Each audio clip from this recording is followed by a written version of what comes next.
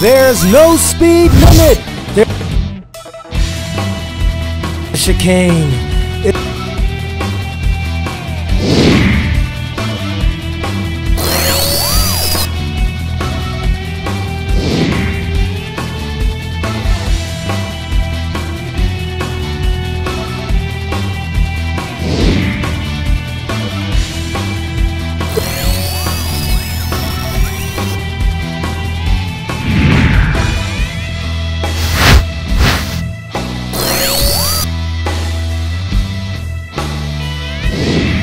Right, I heard Shay down. Shay, you're back on what you like to ride. Tell me how you're feeling today. 2 wins, and you know, how does it feel? Good. All right. So tell me, how's the bike running? Good. I got good starts, and I just need to concentrate on keeping the 2 wheels on and staying in the front. All right, I'm just gonna ask my boy right here, Ricky, a couple questions right here. See how the season's going on so far this year. How's things going so far with this Stage 6 bike you got going so far? Everything's going all right. Basically today I'm having a little bad luck. Different gas, so the bike's reacting different towards it, but it's been a pretty good season. Just hoping more guys be out next year and so there could be more competition.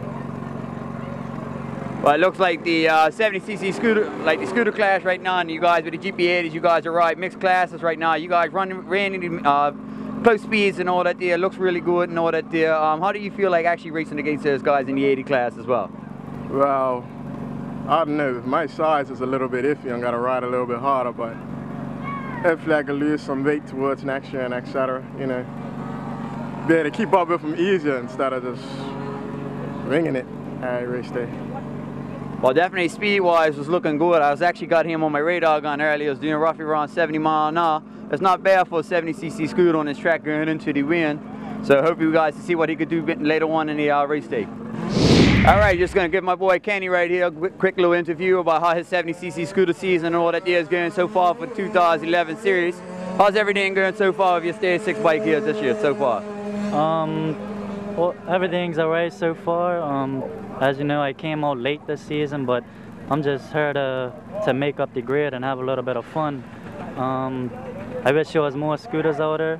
So you guys out there, you want to get into the sport, you could come down and talk, and I could get you in. I've got enough bikes for sure. So.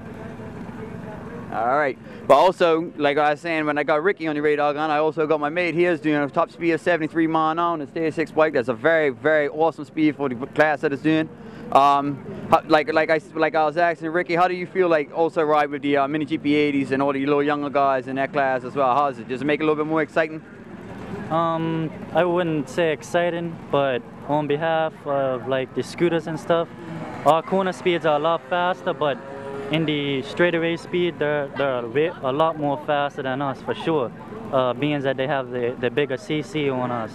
But for scooters for sure, this is the track for it. It's tight right now. So. All right. Also, I just finished talking to you. You said you might be going abroad to actually race for Stage 6, Italy, correct? Right? So tell us a little bit about that there, so people out there know what's going on with your racing career when you're going away. Well, I plan on leaving on October the 12th to go represent for I should say Bermuda down here at the race club for the scooter class. I plan on going to Italy, going to Rome, just about 50 miles out of there. There's a track called Viterbo or something like that. To race scooters, probably about 35 scooters at the most, and it's going to be a very exciting, should I say, race out there. So I'm looking forward to it, representing. I know I had the potential because I'm really strong in the scooter racing. So I plan to come out in the top 3 for sure out there, because I know my riding style is a lot more aggressive than theirs, as I've seen in videos and pictures. So as of right now, I have a full sponsored ride from Stage 6, which is a full race scooter company out in Italy, who I also purchased my bike from here. Very, very expensive, so I look forward to going out there and representing. Hopefully things go well, and who knows, I could make a career out of this. This is to me a place who just came second in the mini bike class. Haley didn't finish race 2 and be gridden up from the back of the pack. We have Raceday8 with his number 45 on this black and green helmet, bright blue Pizza House racing machine. Has a 150cc 4-stroke fitted into a GP 125 chassis. Definitely one of the best handling bikes out there. Sitting right beside him is Shay Darrow on that number 51 GP70 matrix machine. Puts out about 18 horsepower. Desire's bike about 25. Robert DeVan about 24. And we're off. Shay Darrow once again is looking for the hole shot. Shay has always been a beast off the line.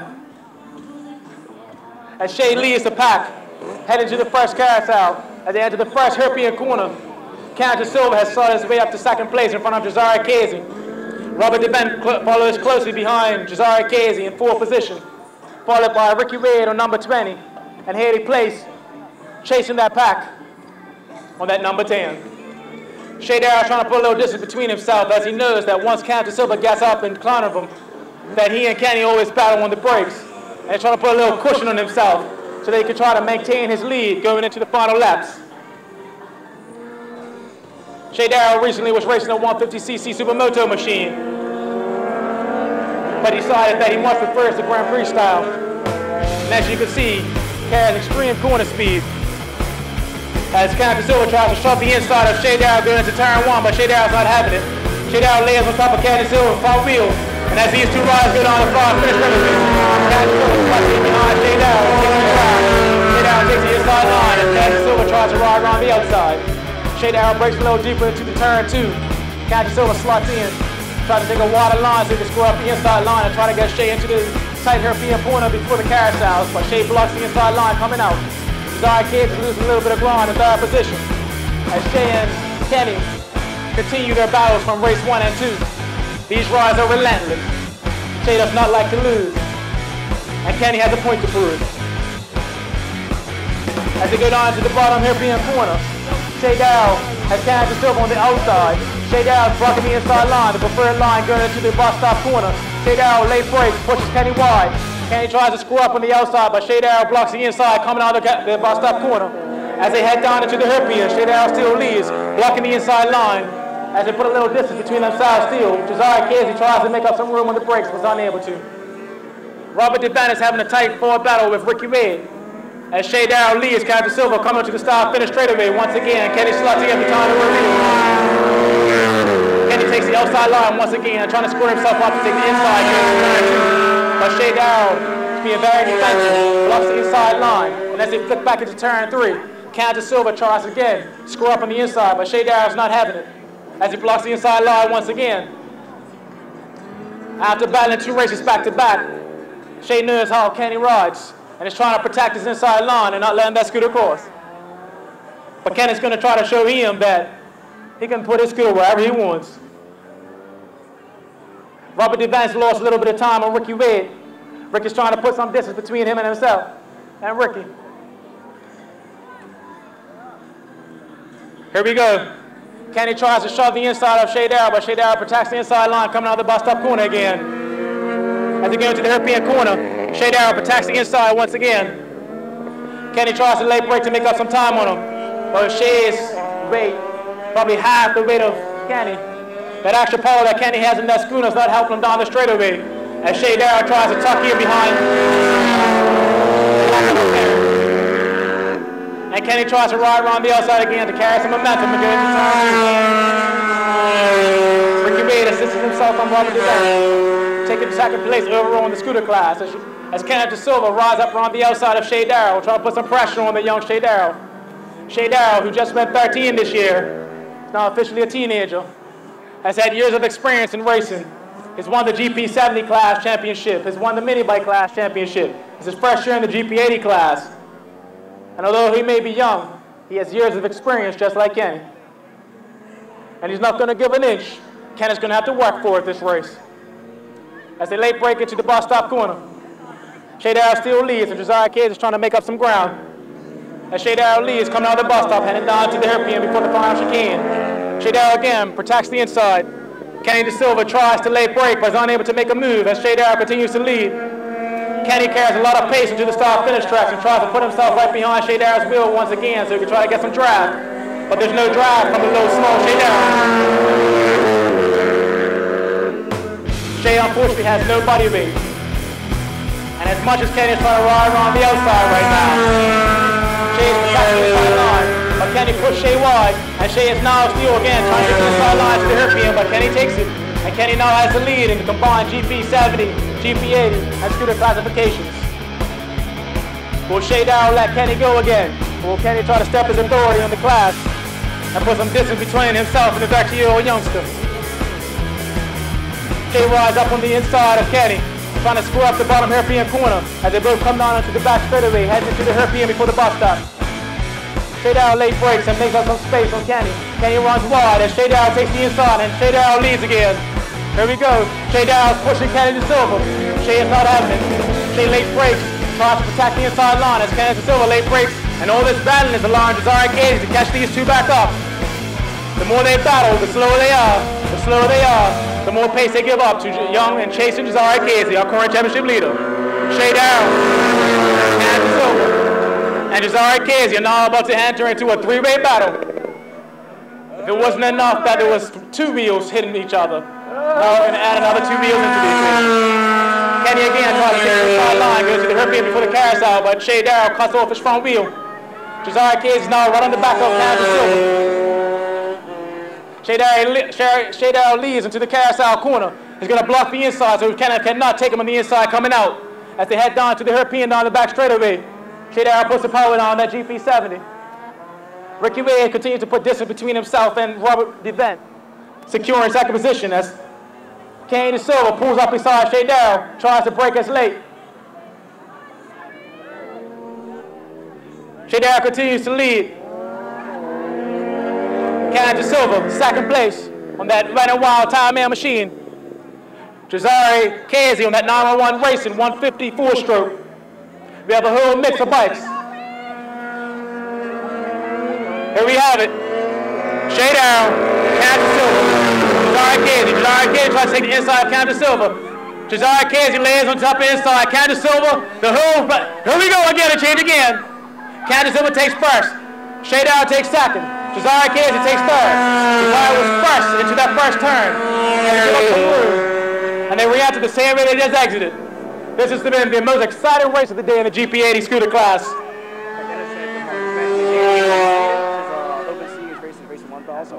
I will.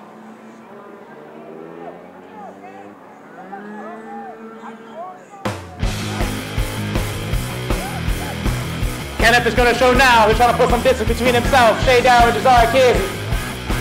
In the first race, it was head-to-head between these two. The second race, Kenneth De Silva was able to put some ground between him and Shay Darrow. Desire Casey now brought himself up into the mix, using that extra power, that 150cc 4-stroke. He tries to shove the inside of Shay Darrow, but is unable to.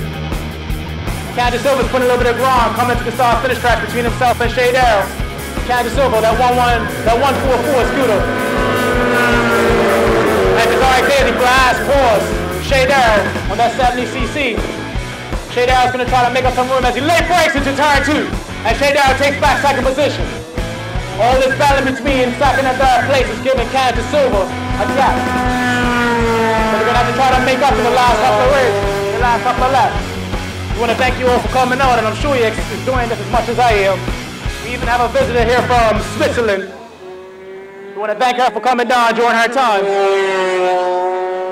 Was told that she rides a 1000cc Super Sport out in Switzerland and is enjoying herself down here watching all these scooters and gear bikes running around the raceway. Back to racing action, Kenny De Silva has put about 2 bike lengths between himself, Shay Darrow, and Desire Casey. All that battling between the 2 youngsters behind Kenny. They've lost a lot of time, giving Kenny a little bit of room to breathe. Desire Casey on that 150 has extraordinary amount of torque coming out of that bottom corner and bullets across Shay every time. But Shay has been able to make up some ground good to turn 2. And here we go again. Shay Darrow trying to block the inside. And Desire Casey tries to ride on the outside. And Shay Darrow shoves him into turn 1 and continues to maintain his lead as he protects the inside on that little 70cc. Who says riding a small CC bike isn't exciting? these young kids are trying to show you that you don't need a 600cc to provide entertainment.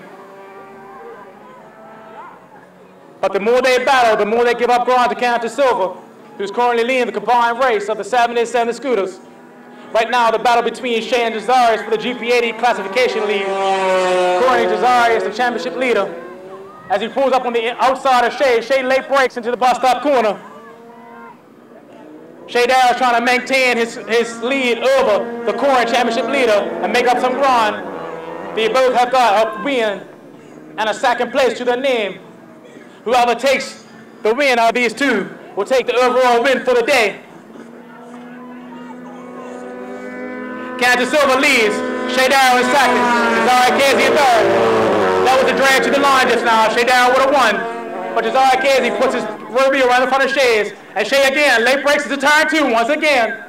Desiree Casey had it over the start finish straight away. These two are dicing neck and neck, lap after lap. They used to battle in the mini bike class, then the 70 class, and here they are once again in the 80 class.